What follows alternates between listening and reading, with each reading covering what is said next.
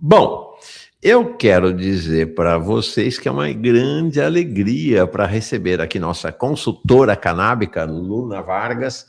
Ela é uma presença realmente chave nesse universo, tá? Já há bastante tempo, né? Não é de agora, não.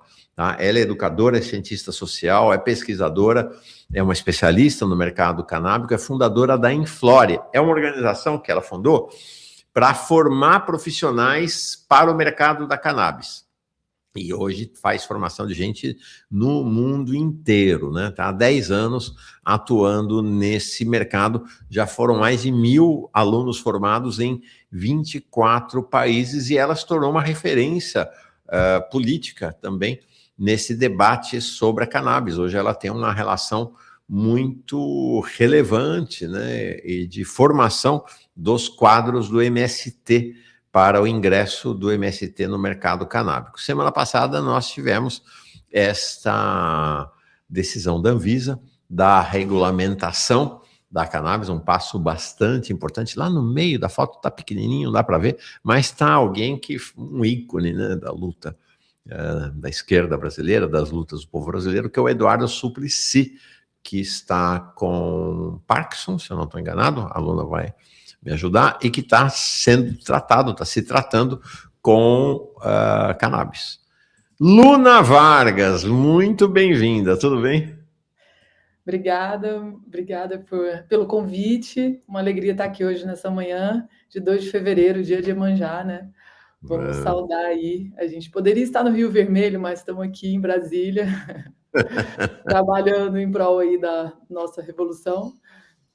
Mas é um prazer estar aqui e com você, que é sempre tão generoso, e dando esse espaço também, que é fundamental para essa nossa discussão que a gente tem que avançar dentro da esquerda radical, e também com o público que sempre acompanha aqui, que é um público extremamente qualificado, que além de jornalista, você é um educador, acaba qualificando a gente aqui, então as perguntas sempre são muito boas. Bom dia para todo mundo. E bom dia, Luna, bem-vinda de volta. É isso aí. Luna, o que aconteceu semana? Explica para nós, porque eu vi muitas explicações, mas sinceramente ainda fiquei com dúvidas em relação ao que a Anvisa fez. Eu vou deixar você no ar, sair um segundinho e já volto. Vai. Tá bom.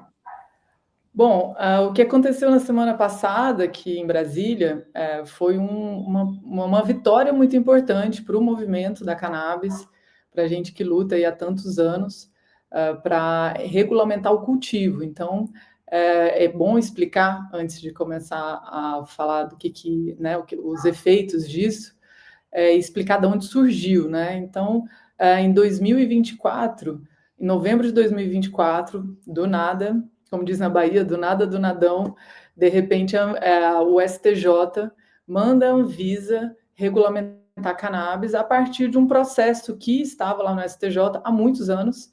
Era um processo de uma empresa que entrou na justiça pelo direito de cultivar cânhamo com 0,3% de THC. Já explico o que significa esse 0,3%.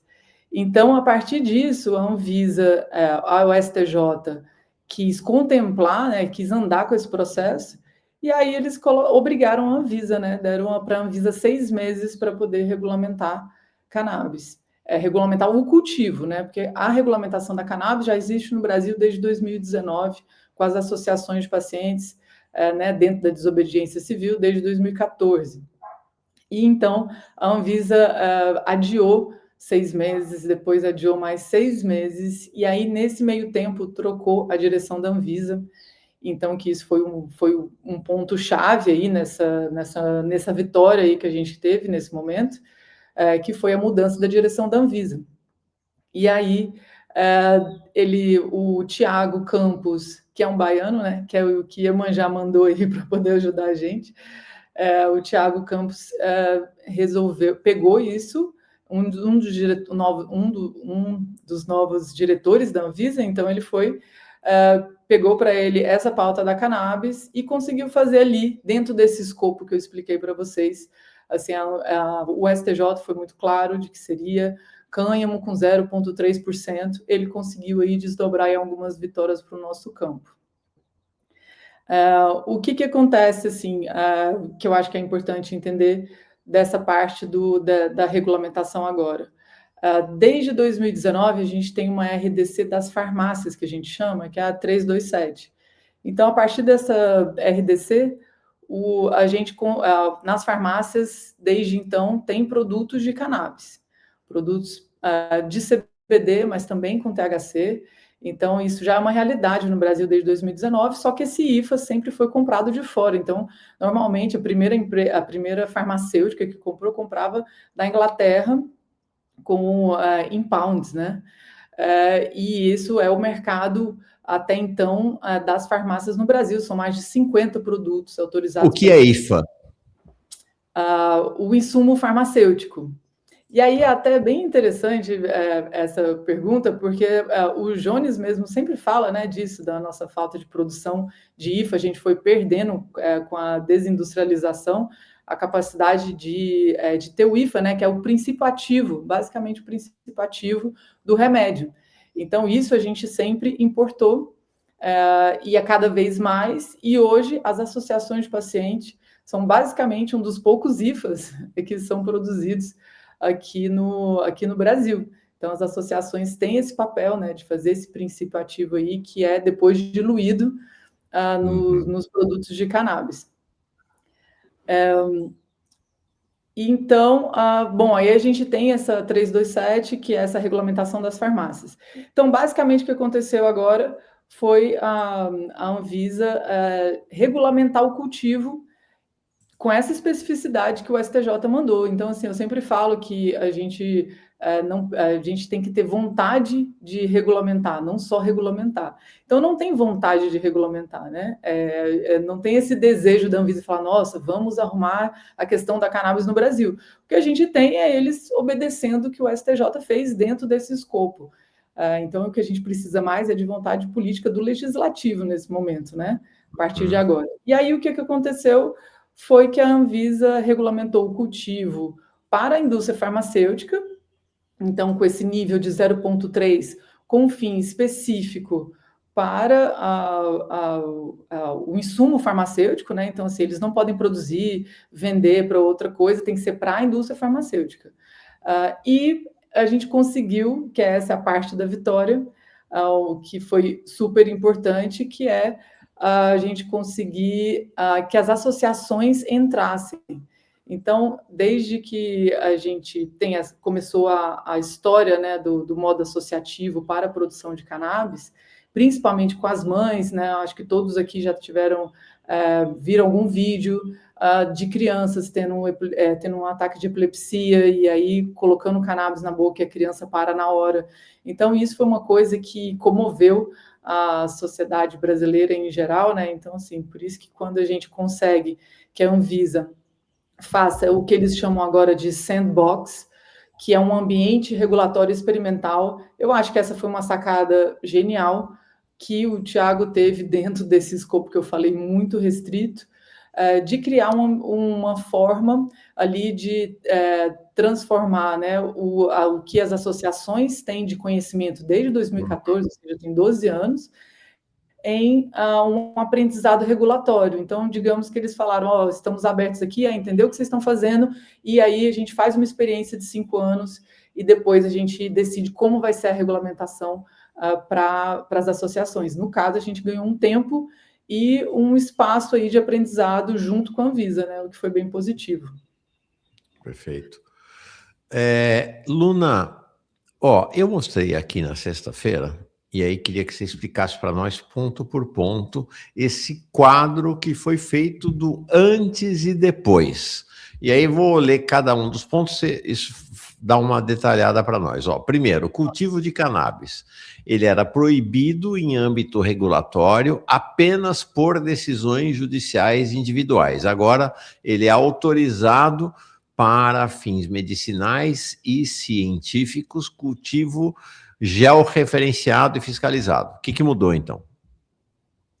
Então, antigamente, eu expliquei isso aqui um pouquinho no início, que a gente não podia fazer essa produção. Até então, é desobediência civil que as associações praticam no Brasil há 12 anos. E isso implica, como aconteceu há algumas semanas atrás, na Mama Cultiva, que é uma associação do interior do Rio, que ela foi invadida pela polícia, eles quebram tudo, arrancam tudo. Um aluno meu que tem uma associação no interior do Paraná, a mesma coisa, assim, eles ficam na cadeia. Então, assim, você está ali produzindo remédio para centenas, às vezes milhares de famílias, e a polícia chega e quebra tudo.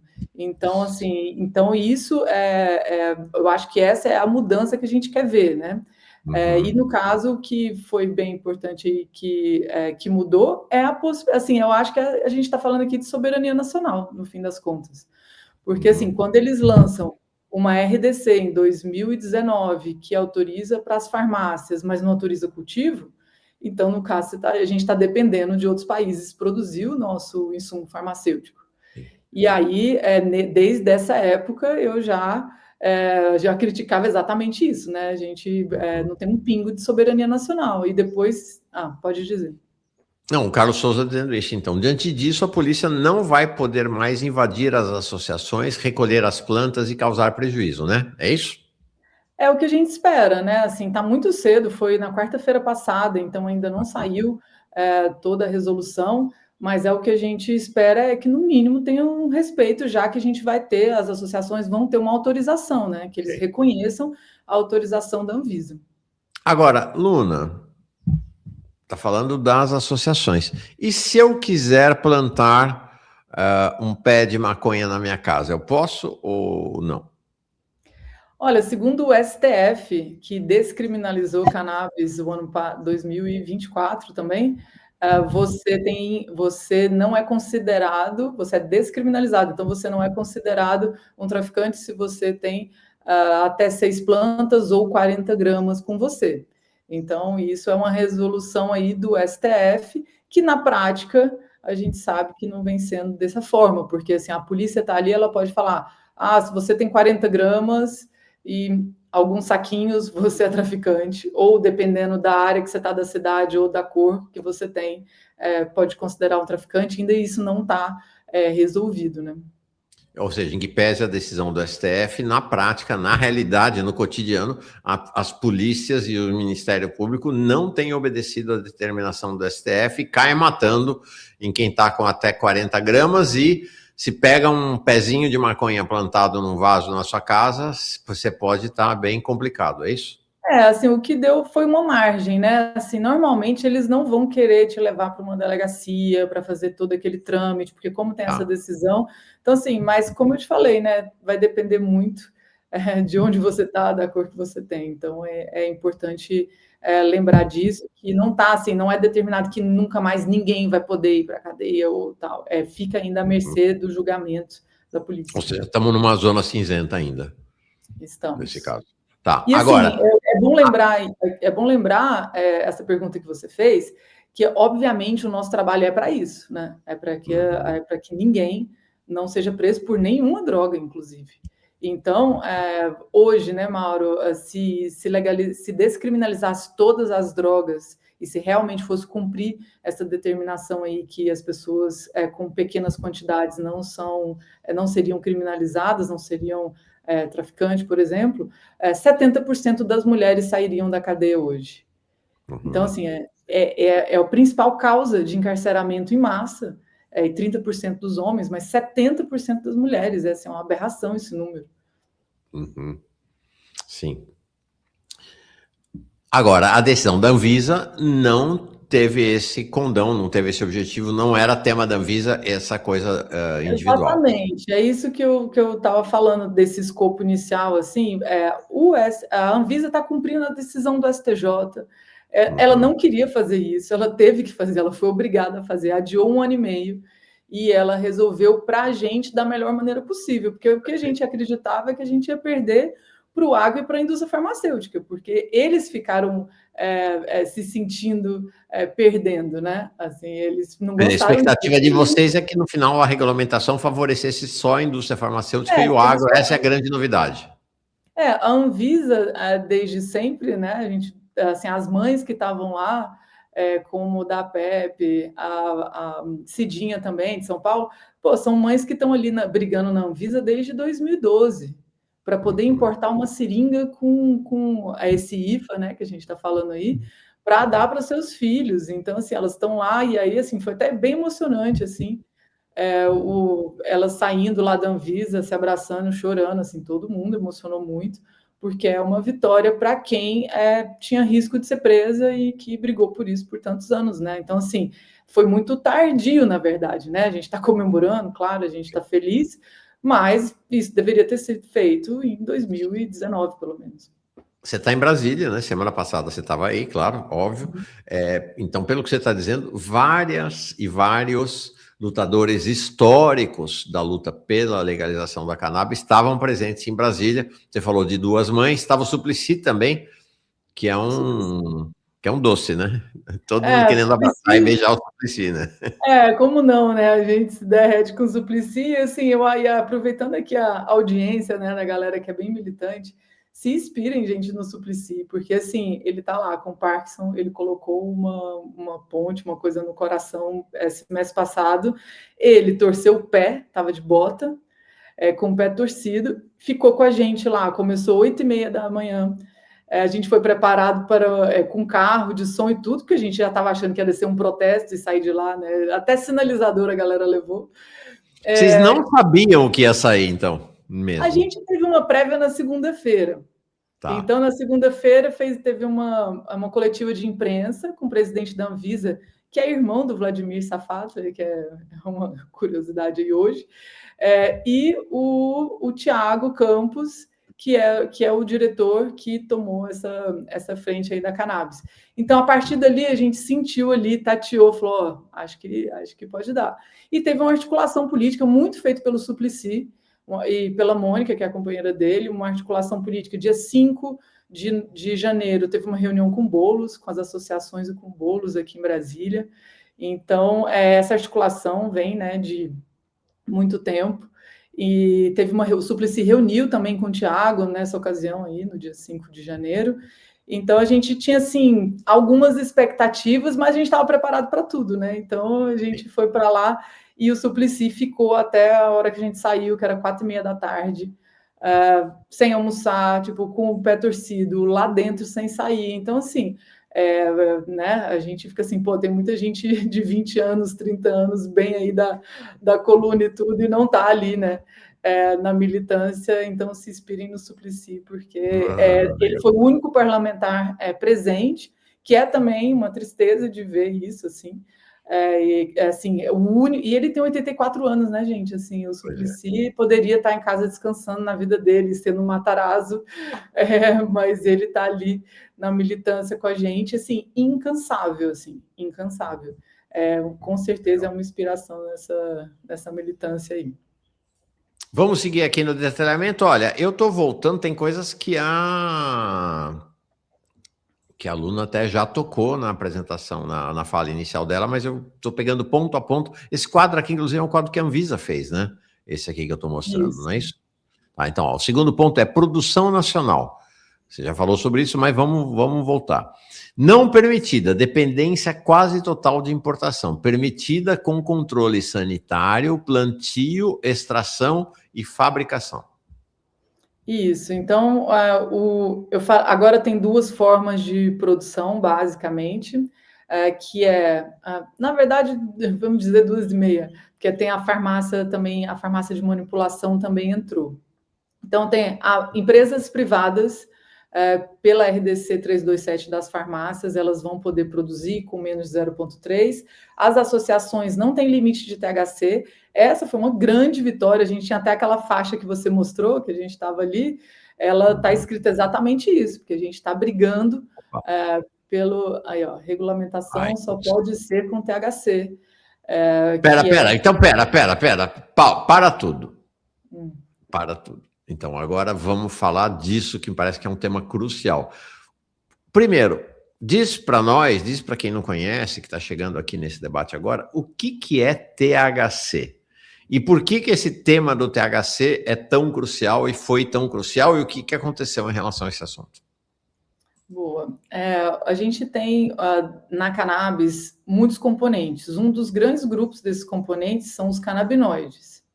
Os canabinoides mais conhecidos que a gente sabe é o THC, que é esse que faz a gente sentir o high chapado. A gente tem outros componentes que falam bem famosos, como é o CBD, que ele conecta nos nossos receptores, modula, mas ele não necessariamente chapa. Há controvérsias, assim, a gente sente, dependendo da dose, a gente sente essa modulação, mas é diferente do THC, e a gente tem muitos outros. E aí a gente tem mais de 100 tipos de canabinoides diferentes, e THCV, CBN e muitos outros. Então, o THC é um desses componentes e um dos principais. A grande questão, tem uma questão aí também que é realmente um problema da nossa sociedade, que é ser contra as pessoas ficarem high, né? Isso aí vem desde o Brasil colônia, aí, essa opressão aí das pessoas se sentirem bem ou usar o que quiser. Então, bêbado pode ficar, né? Bêbado pode ficar, só não pode ficar chapado. Exatamente. Então, assim, então a partir disso, assim, meu Deus, vai ficar chapado, então isso é um problema muito grande e tal. E aí o que acontece, né? O STJ colocou esse limite, por quê? Porque isso sai da lei de drogas, quando é menos de 0,3, isso é considerado cânhamo. Cânhamo é usado normalmente e nunca foi proibido na China, nunca foi proibido na França. A China é um dos maiores produtores e o maior comprador, e eles querem, por exemplo, eles compram a produção quase inteira da França de cânhamo. Então o STJ colocou isso para sair da lei de drogas, para não ter problema com a lei de drogas, ao mesmo tempo que o agro, imagino que esteja muito feliz com isso, porque isso entra nos limites internacionais, tanto Estados Unidos, Europa, para poder exportar. Ninguém acha que o agro quer produzir uma nova commodity para ajudar a alimentar o Brasil ou a curar o Brasil, né? Então tem essa conveniência aí.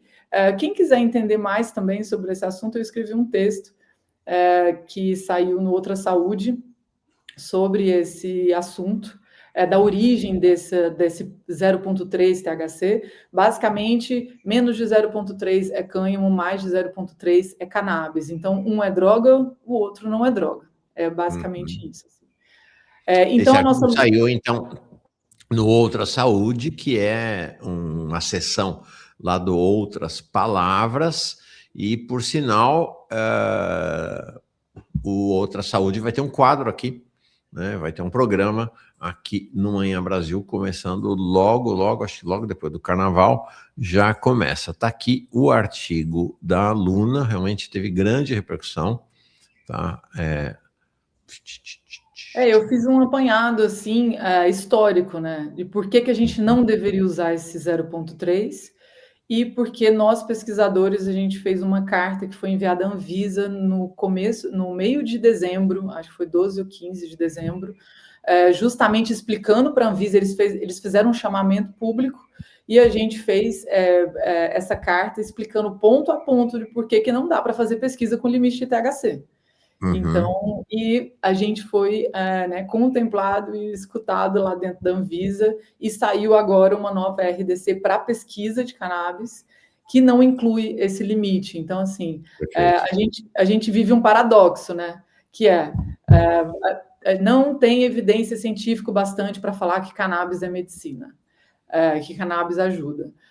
Mas também não pode fazer pesquisa porque a lei não deixa, porque tem um limite, e porque normalmente as pesquisas são feitas com canabinoides sintéticos, que não correspondem à realidade, e tal. Então, a gente vive esse paradoxo. Então, agora, a partir desse momento, com essa nova RDC de pesquisa que a Anvisa soltou nessa quarta-feira, que foi o segundo ponto da nossa grande vitória aí, os pesquisadores do Brasil, a gente juntou mais de 100 pesquisadores num grupo, que pesquisam cannabis no Brasil inteiro, e a partir disso a gente vai poder pesquisar por instituição. Antes dessa resolução, a gente tinha, cada pesquisador que queria tocar na planta, né, do jeito que eu falo, assim, pesquisar a planta propriamente dita, tinha que entrar na Anvisa com um pedido que era analisado e tal, e demorava. A Embrapa demorou 2 anos para conseguir uma licença de pesquisa na Anvisa. 2 anos, com a diretoria do Bolsonaro, né? Então, e agora isso mudou, vai ser por instituição. Então, se a UNB pesquisa, qualquer pesquisador da UNB pode ir lá e fazer pesquisa sem limite de THC, e essa é uma grande vitória. E, assim, só uma O conclusão Luna, rápida. então, não tem limite. Então, Não para tem limite pesquisa, para não é pesquisa. 0,3, 0,4, 0,5, não tem limite nenhum. Não tem limite. E assim, só para assim, para vocês entenderem a consequência, né, dessa liberação da pesquisa, é muito maravilhoso porque o Brasil já é pioneiro em pesquisa de cannabis. Desde o Dr. Carline, lá nos anos 80, pesquisando cannabis. A gente tem já uma grande pesquisa de cannabis e psicodélicos, é importante colocar também. E a partir dessa resolução da Anvisa, a gente provavelmente vai ser um dos grandes pesquisadores de cannabis Olha e só. psicodélicos do planeta. Assim. Do planeta? O Brasil já Por que tem muita. cannabis e psicodélicos?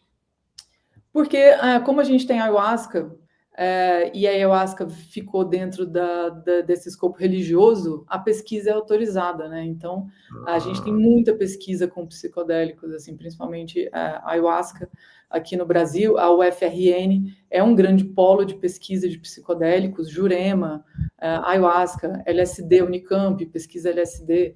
Então, o Brasil ele tem essa veia aí de pesquisa de cannabis e psicodélicos. Agora, provavelmente, a gente vai ser um dos maiores pesquisadores de cannabis do planeta. Então, isso aí é bem animador para o nosso Olha campo de só. pesquisa. Então, o Brasil será um dos maiores pesquisadores de cannabis do planeta a partir dessa decisão da Anvisa. Uau! Acredito. Legal. Bom, vamos voltar aqui para o ponto a ponto. A questão da produção, acho que já explicou, né?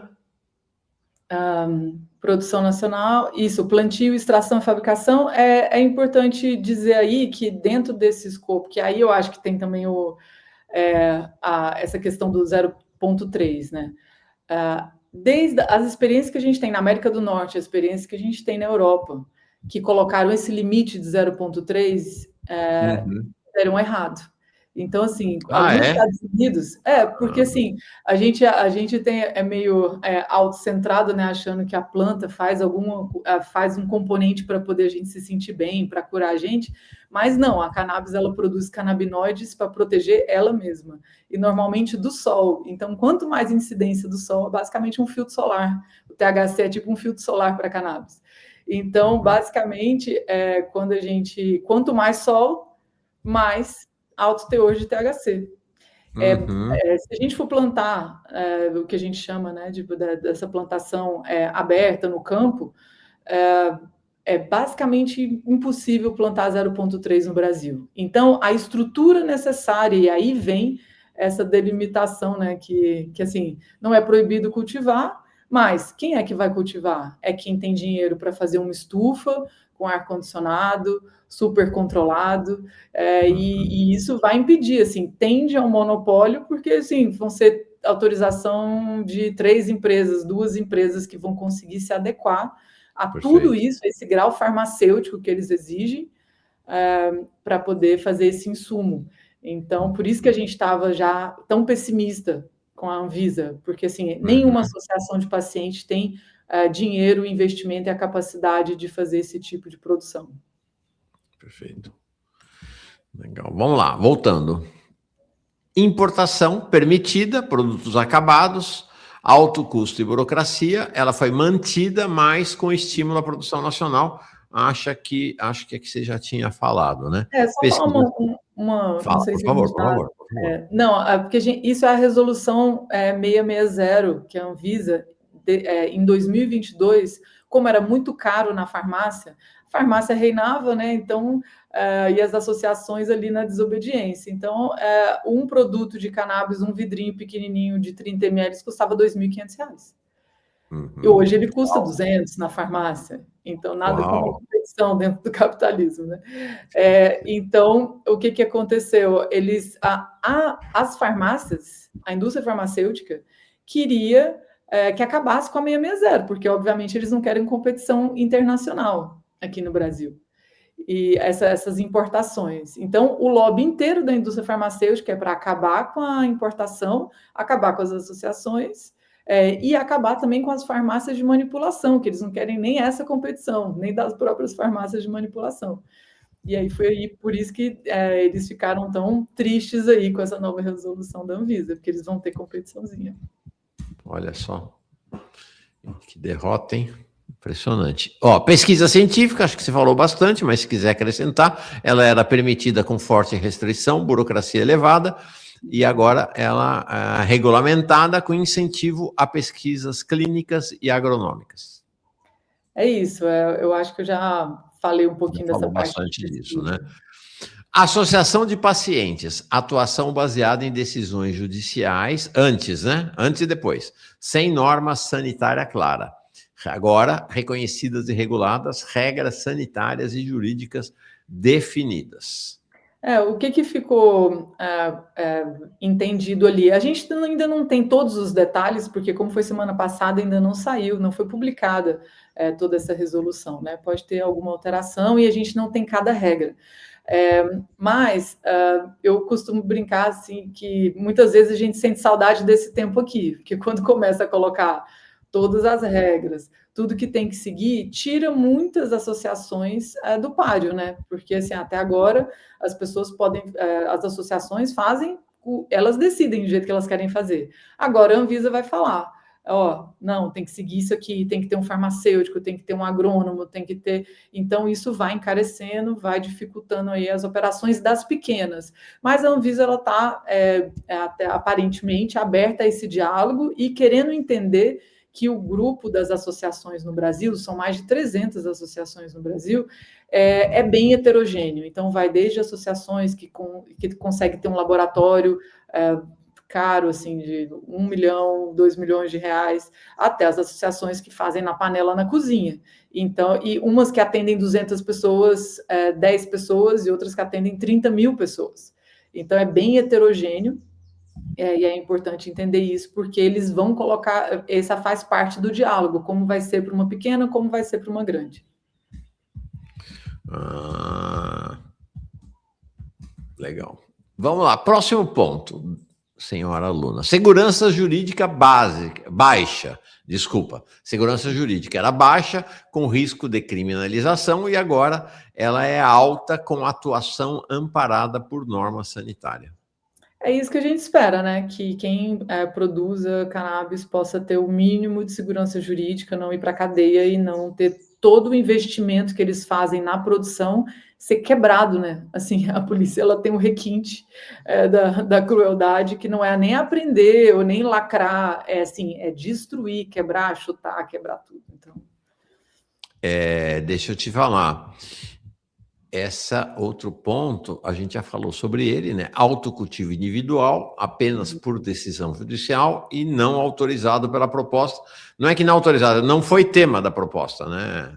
Não foi tema, como eu falei, não foi vontade, né? Assim, eu também nem acho que cabe à Anvisa, porque a Anvisa, ela não é um órgão regulador, ela vai apenas aprovar, né, medicamento e isso que ela está propondo. Mas assim, a gente tem que lutar nisso no legislativo para um projeto de lei que contemple. Obviamente é o que a gente busca, assim, aí a gente vem para as contradições, né, Mauro? Que é a gente ter de um lado aí uma indústria farmacêutica, o agro cultivando, e um cidadão que está na sua casa querendo produzir o seu remédio ou que seja lá, ser preso e criminalizado, e um jovem com baseado na rua vai para a cadeia. Então, assim... Entendi. Próximo ponto, dona Luna. Nossa, eu estou chocado com o tamanho da mudança. Só agora que eu estou dando conta do tamanho da mudança. A escala produtiva era inexistente no Brasil, agora ela é definida conforme a autorização sanitária. É isso, das farmácias, elas vão fazer em larga escala, a das associações são pequenas, uma escala menor, pequena, não pode vender, só pode vender para os associados, contribuem com a associação e têm acesso ao produto, então não tem venda nas associações, né? Então, e escala pequena. Tá. Qualidade do produto variável dependendo de fornecedor externo. Agora é padronização nacional e controle de lotes. Esse controle feito pela Anvisa Ou pelo Pela Ministério da Anvisa. Saúde? Então, Vai ter isso? A Anvisa vai exigir testes de laboratório para cada lote. Então, a cada lote que for produzido tem que ir para um laboratório, tem que ter um certificado de análise, que a gente chama. E isso é fundamental, assim, é muito importante entender, assim, que até agora a gente viveu uma, digamos assim, né, liberdade entre aspas aí, que cada um ali escolhia a forma que gostaria de fazer ou que achava que deveria fazer. A partir de agora a gente vai ter normas e é importante, a gente precisa de assegurar o teste de laboratório, a qualidade, a segurança dos produtos, e eu falo isso, assim, por muitos exemplos que eu tenho, assim, quando eu morava no Canadá e trabalhava lá, eu fui visitar uma plantação de cannabis orgânica, de umas que tinha certificado de orgânico, e tinha uma sala inteira que eles perderam a produção, porque a entrada de ar estava aberta, do lado tinha uma fazenda de blueberry, de frutas vermelhas lá, eles fizeram um spray de pesticida, pelo Putz. ar, voou, entrou dentro dessa saída de ar, contaminou e ali tinha metais pesados e pesticidas numa produção orgânica. Então, assim, não é nem a má vontade tipo, do produtor. Às vezes o solo está contaminado. Se o solo estiver contaminado, sua planta está contaminada. E assim, isso para um paciente, para uma pessoa, sei lá, eu estou saudável, tá tudo bem, a gente consegue metabolizar. Agora, você pega um paciente com câncer, um paciente com Parkinson, isso pode debilitar ainda mais. Então, assim, é muito sério produzir cannabis, não um remédio para as outras pessoas. Então, eu acho que é fundamental ter esse controle e a gente precisa elevar o nível de qualidade e de segurança dos produtos das associações do Brasil, né? Uhum. Ó, e por fim, último ponto é profissionais prescritores continuam os mesmos, né? Médicos, dentistas e veterinários. Não tem mudança. Exatamente. Aí eu tenho minhas críticas em relação, assim, a essa barreira, né? Eu costumo falar que os últimos 100 anos ninguém precisou de prescrição para poder usar cannabis. Entendo a importância do profissional de saúde em todos os momentos e seguindo, né, e ajudando os pacientes nessa jornada que é entender o uso da cannabis. Mas a gente tem um Conselho Federal de Medicina e um grupo aí de médicos que, assim, que é uma lástima para a sociedade brasileira, né? O que é o CFM hoje. A gente já foi fazer protesto na frente do CFM, porque eles proibiram os médicos de prescrever cannabis. A gente tem a associação também dos psiquiatras, né? Que é assim, que não gostam de cannabis e são contra cannabis e psicodélicos porque eles são os que mais ganham com as comunidades terapêuticas e por aí vai, né? Então, assim, essa é realmente uma barreira. A gente pode produzir o que for de quantidade de cannabis, a gente precisa que os profissionais de saúde prescrevam e entendam a importância de prescrever e colaborem com essa barreira aí. Ó, vou te falar, Luna, deixa eu baixar aqui. Por mim, além desses aí, os psicólogos e psicanalistas também deveriam ser autorizados a prescrever, né, Luna? Assim, eu tenho profissões assim, tem alguns, o fisioterapeuta, né? Tem alguns conselhos de fisioterapia, Sim. do Rio de Janeiro é um ótimo conselho de fisioterapia que permite o pessoal do Rio a prescrever. Tem o pessoal de TO também, né? De terapia ocupacional. Os biomédicos lutam também para conseguir prescrever. Acredito que os farmacêuticos deveriam. Enfermeiros poderiam também, que alguns enfermeiros hoje em dia já podem prescrever algum tipo de medicamento. Então, assim, a gente tem que ampliar esse escopo aí de profissionais da saúde, porque senão a gente fica refém do que são os médicos hoje no Brasil, né? Sim. Olha, deixa eu. Agora arrumei já uma briga com todos os médicos do Tô Brasil. vendo. Fora os que foram para a Venezuela e para Cuba, que são os médicos de família, que é a única categoria que estava presente com a gente no CFM contra a postura do CFM era o pessoal dos médicos de família. Não, esse universo, né, do Conselho Federal de Medicina, do agro e das importadoras, né, que são representantes dos interesses da indústria farmacêutica internacional, esses são inimigos, né? Todos eles, né? Não tem conversa, né? Luna, o Baker Baker 666 mandou 2 super stickers aqui. Super obrigado pela tua presença. Outro também, o Luiz Carlos Furtado, está sempre com a gente aqui. E o Duda Freire, o Baker mandou mais um aqui. Oh, legal, super obrigado. O Duda Freire diz assim: Mauro, conheci Luna aqui. Olha que legal. Que trabalho fantástico da Inflore. Parabéns, Luna, serei sua aluna na Inflore. Explica aí o que é Inflore, por favor. Bom, a Inflore é esse programa de treinamento e de educação dos profissionais que querem trabalhar com cannabis no Brasil. Então, desde 2020, eu venho fazendo esse treinamento, porque a gente precisa de pessoas que entendam de ciência da cannabis e de mercado para a gente poder estabelecer o nosso mercado, né? Então, o que a gente está conversando aqui hoje é que a gente está num campo de disputa entre a indústria farmacêutica e entre a indústria da cannabis. A gente quer ter autonomia da nossa cadeia produtiva, desde o cultivo até a venda, então a gente precisa desses profissionais engajados com qualidade, entendendo dessa planta para poder brigar com a gente. Então, essa é a minha ideia de formação. E aí aproveito para falar uma novidade que está sendo fundada nessas próximas semanas, a associação, que é uma união, que é a Associação dos Trabalhadores da Indústria da Cannabis e Psicodélicos. Estou fundando ela, porque eu acho que é importante também a gente lutar pelos nossos direitos aí, trabalhistas, e a gente se conectar. Então, isso também é uma novidade. Que legal. Vocês estão montando uma associação nacional, então? Isso. E aí você falou, né, no comecinho ali do MST, e a Inflore deu mais... Isso que eu ia te falar. A Carla Souza perguntou se o MST vai participar do cultivo. Eu sei que você está com relações de grande intimidade e parceria com o MST. Conta do MST para nós. Eu estava no 14º Encontro Nacional, que aconteceu há 10 dias, talvez, em Salvador. Foi no comecinho, 2 semanas atrás, eu estava em Salvador durante os 5 dias, assim.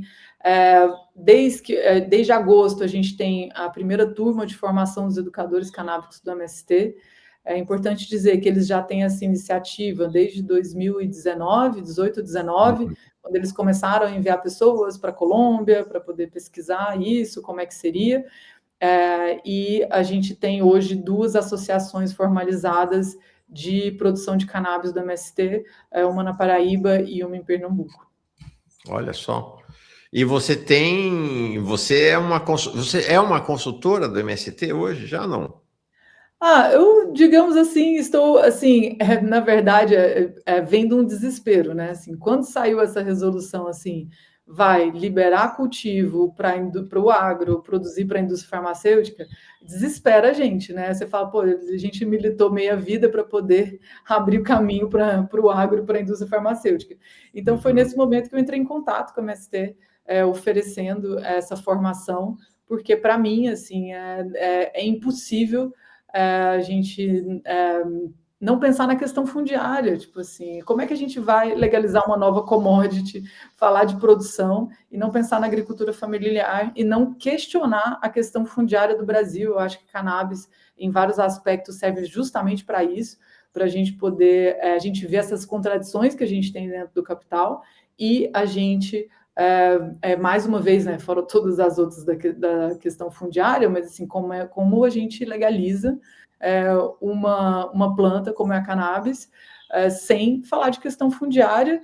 E, além disso, a gente tem vários casos, e semana passada, né, foi esse dia aí do trabalho análogo à escravidão. A gente imagina a contradição que é, assim, ter um trabalho análogo à escravidão produzindo cannabis. Assim, maior que isso, não sei dar um exemplo. Sim. Então, essa é a tentativa, né? Ter uma esperança dentro de um trabalho com a MST para que a gente possa realmente atingir uma classe que, assim, né, atingir realmente pessoas, agricultores familiares, e que isso possa ajudar a normalizar o cultivo dessa planta, que isso possa popularizar o uso da cannabis, que eu acho que esse é o principal, a gente conseguir promover a melhora da qualidade de vida dos trabalhadores em geral, né? E aí, só fazendo aqui mais um parênteses, é importante dizer que logo depois que a gente foi para a Anvisa, no outro dia de manhã, na quinta-feira, estava o Suplicy novamente, mas foi a inauguração do espaço da Associação Flor da Vida, dentro dos sindicatos bancários aqui em Brasília. Então, assim, já tem na CUT, já tem no ABC inteiro, né? Estamos fazendo articulações aí para ter em outros lugares. Eu tenho uma aluna que trabalha com isso também, que é a Sara, e a gente precisa de melhorar a qualidade de vida dos trabalhadores do Brasil com a cannabis e com isso chegar, porque até então é uma elite que usa cannabis no Brasil e a gente precisa popularizar isso, então o MST é fundamental na produção e na popularização do uso dessa planta. Olha que interessante. Porque essa era uma pergunta que eu ia te falar. Esse processo todo é um processo para favorecer a classe média branca, que, na prática, já vive um ambiente de quase legalização, né, do uso da cannabis para uso recreativo, ou você imagina que, de fato, esse processo, Luna, vai se espraiar para os trabalhadores, as trabalhadoras, as periferias do Brasil? Olha, Mauro, como sempre, não é, né? Assim, não está dado. Assim, esse esforço que a gente faz do modo associativo, são produções locais, né, que sejam dispersadas localmente. Na produção, como, por exemplo, dentro do MST, distribuir isso nos sindicatos, isso vem da gente, assim, vem do entendimento que a gente tem dessa necessidade. Porque tem uma classe média alta, que já está usando cannabis desde 2014. Então, essa é a grande questão. E aí, o que eu, assim, já puxando, né, sempre que eu venho aqui, eu faço essa provocação para a esquerda radical. A gente não tem um projeto de política de drogas e de cannabis compatível com o que a gente pensa. E isso é muito grave, eu acho que passou da hora. Ou seja, é uma questão colocada para Jones Manuel, para Sâmia, para Glauber, para Fernanda Melchiona, para Humberto Matos, para toda a turma que está se candidatando pela esquerda radical, enfrentar esse tema e se colocar na construção de uma política nacional. Com certeza, assim, em 2022, para quem nunca viu, eu fiz uma entrevista com o Jones, ele não era tão popular assim em 2022, estava sendo candidato a governador, né, do estado de Pernambuco, ao governo, e ele aceitou fazer essa conversa comigo, que me deixou muito feliz, tanto ele como a Sofia Manzano. Eu não sabia disso, não. Em 2022, você fez uma entrevista com o Jones quando ele era candidato a governador. Aqui no YouTube, eu fiz uma série que chama Cannabis na Política. Por quê? Porque era Bolsonaro e Lula. Não pode falar de aborto, não pode falar de maconha, não pode falar de nada, porque senão perde voto, porque senão... E aí eu falei, quer saber? Vou fazer essa série aí. Então, falei com a Sônia Guajajara, que veio falar também, que foi muito legal, falar do uso tradicional dos Guajajara. Falei com o Jones, com a Sofia Manzano. Todo mundo do PCB aceitou falar. E aí o que é triste, né, que eu vi você falando hoje aqui mais cedo, o que é triste é saber que a UP não teve nem diálogo, assim. Eles são completamente contra qualquer droga, e assim, não tem como você ser contra as drogas, porque as drogas existem, ela afeta todas as classes, mas incluindo a classe trabalhadora, e é o motivo, como eu expliquei aqui, que mais encarcera pessoas no Brasil, é por questão de droga. Então, assim, você pode não querer usar, mas você tem que lidar com essa questão. Então, eu já me ofereci, falei, vou até em Belo Horizonte conversar sobre isso, como eu continuo me oferecendo, assim, em todos os partidos aí, né, de esquerda até esquerda radical aí, a conversar sobre isso, porque, assim, não é questão de achar que é bom ou achar que é ruim, é uma realidade, a gente tem que lidar com essa realidade que afeta todas as casas. Não tem nenhuma casa, desde a classe alta até a classe mais baixa, que não é afetada por uma questão de drogas, então vamos lidar com isso de frente. Perfeito. Luna, tem uma outra questão aqui que a Carla está trazendo, que é... Onde está você, Carla? Está aqui. E as sementes? Ainda vamos continuar comprando do exterior? Como é que é essa questão das sementes? Explica, que eu não Ótima pergunta. Ótima pergunta, porque, infelizmente, a gente continua tendo as sementes têm que ser importadas. Que é uma lástima, assim. Mas talvez a gente... Não tem produção de semente aqui no Brasil? Não tem, assim... Tem sementes crioulas, né, que a gente chama, mas a gente precisa de aprofundar as pesquisas nisso. Acho que talvez isso saia mais da pesquisa do que dessa decisão agora da Anvisa. Continua sendo as sementes que são credenciadas, que são registradas no mapa, né? Então, é ainda uma questão péssima. Por que eu acho que é péssima? Primeiro, porque a gente não valoriza as sementes que já são adaptadas aqui, e aí, quando eu falo, né, das contradições aí do capitalismo, como é que a gente consegue aprovar cultivo no Brasil para empresas, para as associações, e continuar no polígono da maconha, prendendo, quebrando tudo, né, todas as plantações que tem ali, que tem as sementes que são adaptadas ao nosso solo, ao nosso clima. Então a gente vai continuar vivendo essa contradição aí, até que alguém, e eu espero que seja alguém da esquerda radical, pense numa justiça de transição, pense numa proposta que englobe, né, essas pessoas que têm um histórico secular de produção de cannabis, né, nos sertões aí. Uhum. O polígono da maconha, a que a aluna se referiu, é uma região relativamente vasta, inclusive, que fica sobretudo ali Pernambuco, Bahia, e que no semiárido, e que tem historicamente plantação de maconha lá, e que vai lá, até o Alexandre de Moraes, quando era ministro da Justiça, vai lá fazer cena, né, cortar pé de maconha, queimar e tal. Você acha que, por exemplo, trazer essas plantações do polígono da maconha à legalidade seria um passo importante para o país? Com certeza, assim, a gente vai fazer o quê? Ter empresas cultivando e criminalizando e prendendo e destruindo plantação no Brasil, assim, para mim é um disparate. Então, assim, eu acho que a gente tem que conseguir colocar essas pessoas no mercado, como a gente tem que conseguir pensar também nessa dicotomia que é a gente ter uma produção, ter as associações, que normalmente, né, são pessoas classe média branca que fundaram essas associações, né, que tiveram essa coragem aí, enquanto a gente tem nas favelas as pessoas sendo mortas, então, e fazendo todo o processo ali, não de produção, mas de varejo. A gente tem que conseguir encarar isso também, que, assim, né, como eles fizeram na Colômbia com a justiça de transição. Perfeito. Legal. Agora a gente tem dado passos, né? O fato do SUS prescrever medicamentos à base do canabidiol, acho que é algo importante, né? É muito importante, mas tem até a página 1, né? Aí a página 2 já complica.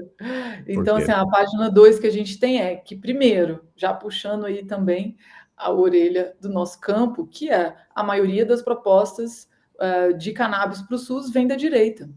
Porque Sério? o pessoal da esquerda tem medo. Pera, me explica, como é que é isso? As iniciativas, a maioria das iniciativas de propostas vem de legisladores, vem de parlamentares da direita. Nossa, então, a gente vive esse cenário, e aí você fica, nossa, será que eles são bonzinhos, que eles estão querendo ajudar o povo a ter acesso a cannabis? E aí você vê o que aconteceu em São Paulo. São Paulo é um ótimo exemplo. O estadual foi o Tarcísio que legalizou, né, ali cannabis para o SUS de São Paulo. O Nunes para o SUS do município de São Paulo, sendo que do município de São Paulo está sendo um escândalo. Eu já vim aqui falar disso, inclusive, no Farol Brasil. A Prefeitura de São Paulo pagou uma empresa de transporte que conectada no Paraguai e tal, para poder colocar cannabis no SUS do município, e pagou 500 milhões de reais para isso. O do estado de São Paulo, 150 milhões, sendo que essa empresa que ganhou a licitação do SUS do estado de São Paulo, hoje é a maior produtora de cannabis da América Latina, com dinheiro público, partindo de iniciativa pública. Então, assim, é até a página 2. Por quê? Porque não tem nenhum projeto, como que a gente está tentando fazer aí no município de Recife, que tem de colocar uma municipal, uma estatal de cannabis, por exemplo. Imagina 500 milhões do município de São Paulo numa empresa de cannabis municipal. seria a maior da América Latina. Então, assim, a gente precisa de ter algum tipo de projeto que tenha uma, né, assim, e a gente está falando de uma coisa basicamente liberal, né, que, assim, a gente coloca ali, né, não é nem, assim, tão, assim, avançado, é só, assim, o mínimo de bom senso possível ali, e é triste saber que os parlamentares da esquerda têm medo, basicamente, né. Sim, tem medo de se expor. Acho que são dois temas tabu em boa parte dos parlamentares progressistas e mesmo até alguns da esquerda, né? A questão das drogas em geral, da maconha em particular e do aborto, né? Acho que são dois E aí a temas. gente vê a Damares sendo a favor da cannabis, sabe? Pois é. Aí, assim, dá um desânimozinho, assim, você fica, pô, a Damares fala de cannabis, já entendeu, ela é madrinha de uma associação, aí você fica, nossa senhora. Incrível, incrível, realmente.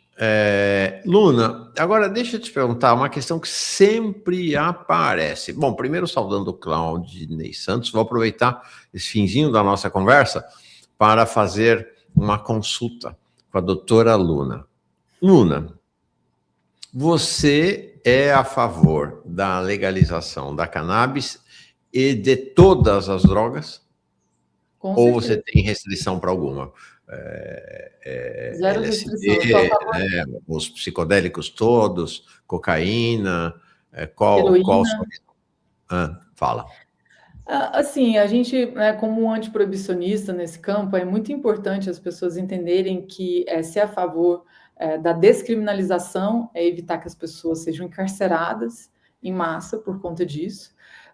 Que quando a gente fala de legalização, a gente está falando de regulamentação, que não é assim, que já está sendo vendido isso sem qualidade, sem procedência, sem a gente saber o que tem dentro, no mundo inteiro. Ninguém tem problema de acesso a drogas. Principalmente, a gente está uma semana do carnaval, é o ápice do uso de drogas no Brasil, na maior festa aberta do planeta, e basicamente a gente não tem nem problema. Incluindo o álcool, né, que patrocina, né, o carnaval. Agora tem as bets, né, que patrocina, que está um pouco mais outra questão de droga, né, de dependência aí das bets.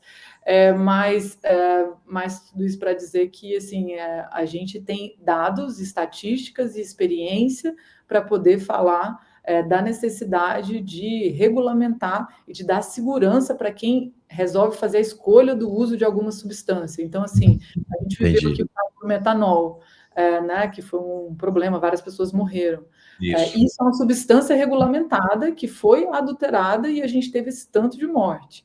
Então, é importantíssimo a gente regulamentar para deixar as pessoas com uso mais seguro. O problema de fentanil nos Estados Unidos acontece porque não tem testagem de drogas. As pessoas, todo mundo aqui, né, a gente fala de álcool que é mais simples, assim, todo mundo aqui já teve experiência, ou a grande maioria, de ter uma ressaca ou de passar mal, né, beber demais e passar mal. Então, assim, ninguém quer ter essa experiência. Ninguém quer ter uma experiência ruim com nenhuma substância.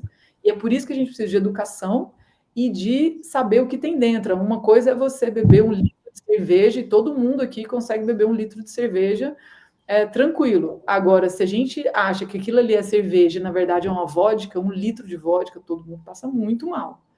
Então, essa é a diferença, e o que a gente quer é buscar a segurança.